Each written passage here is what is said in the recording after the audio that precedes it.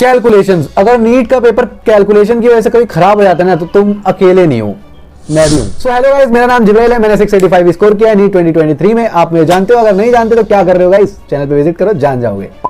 देखो नीट में कैलकुलेशन सिर्फ दो जगह होगी, एक फिजिकल केमिस्ट्री और एक फिजिक्स। बायो में तो कैलकुलेशन उतनी ज्यादा मैटर करेगी नहीं।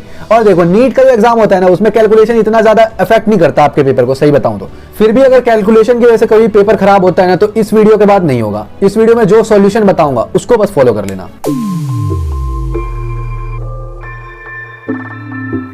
देखो कोई भी ऑब्जेक्टिव पेपर हो या नीट जैसे पेपर को ना हम हैक से करते हैं कई सारे, ठीक है। पूरे पेपर में जब आप प्रैक्टिस कर लोगे ना, आपको भी पता चल जाएगा कैसे कैसे हैक्स। जैसे कि मैं जब करता था ना पेपर नीट का, तो सबसे पहले जब क्वेश्चन कैलकुलेटिव आते थे और न्यूमेरिकल वाला पोर्शन जब आता था ना, तो उसमें मैं सबसे पहले देखता था कि ऑप्शंस कैसे हैं, ठीक है। ऑप्शंस देखा करो सबसे पहले ऑब्जेक्टिव पेपर में, तो तुम भी करा करो ये चीज। देखो जैसे ऑप्शन जो भी दिया, मैं सबसे पहले ऑप्शन देखता था कि ऑप्शन में गैप है कि नहीं है। अब मतलब मान लो 6.2 × 23 डिवाइडेड 2 दे रखा है, ये एक क्वेश्चन मान लो, ठीक है, जैसे कि साइड में शो भी हो रहा होगा। अब 6.2 को कौन 6.2 लेगा, डायरेक्ट 6 लो।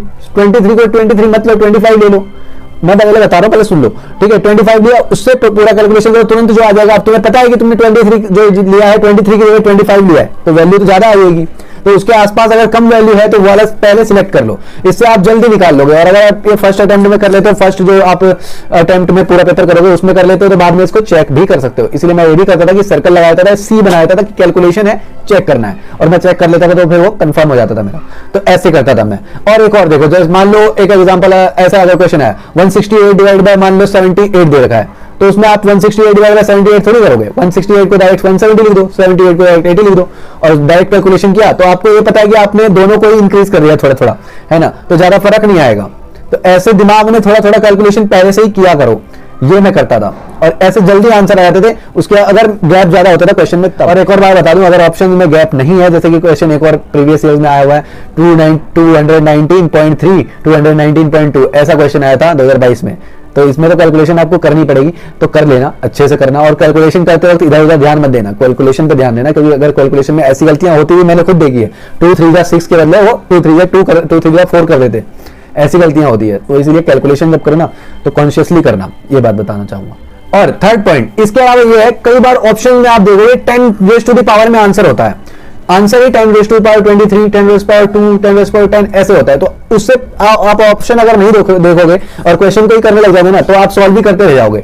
तो सबसे पहले ऐसे अगर ऑप्शन हो तो उनको पहले चेक कर लो, क्योंकि आप अगर सॉल्व करोगे जब क्वेश्चन में ना, तो उस पर भी पहले जो 10⁻⁴ वाले हैं उसमें लाने की कोशिश करोगे, तो उससे आपका आंसर बहुत जल्दी आएगा। तो इस पे ध्यान रखना, ऐसे क्वेश्चन हो। एक और मेथड मैं शेयर करना चाहूंगा, क्योंकि मैं जब क्वेश्चन पेपर करता था तो मैं खुद यूज करता था, चाहे तो मैं शो भी कर दूंगा इधर, ठीक है। मैं कैसे करता था, जब मैं मान लो घर पे जब टेस्ट दे रहा होता था ना, तो मैं पेजेस में बॉक्सिंग बनाता था और उस पर क्वेश्चन नंबर लिखता था और उस क्वेश्चन को वहीं पे सॉल्व करता था। कैलकुलेशन अगर वहीं पे होती है ना, तो आपको ध्यान भी रहता है, वापस भी आ सकते हो और कैलकुलेशन चेक भी कर सकते हो। तो ये भी बहुत सही रहता है, इससे प्रैक्टिस आपकी काफी अच्छी बनेगी। और जो लास्ट पॉइंट है वो सबसे ज्यादा जरूरी है, जिसका इंपैक्ट सबसे ज्यादा है, कि अगर आप क्वेश्चन प्रैक्टिस ज्यादा करते हो ना, तो आप जितना ज्यादा क्वेश्चन प्रैक्टिस करोगे, कैलकुलेशन मिस्टेक खत्म हो जाएगी।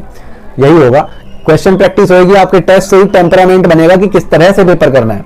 टेस्ट दो ज्यादा, क्वेश्चन प्रैक्टिस करो, ये दो चीजें जो करोगे ना, तभी कैलकुलेशन मिस्टेक भी प्रॉब्लम नहीं रहेगी आपकी, बता रहा हूं मैं।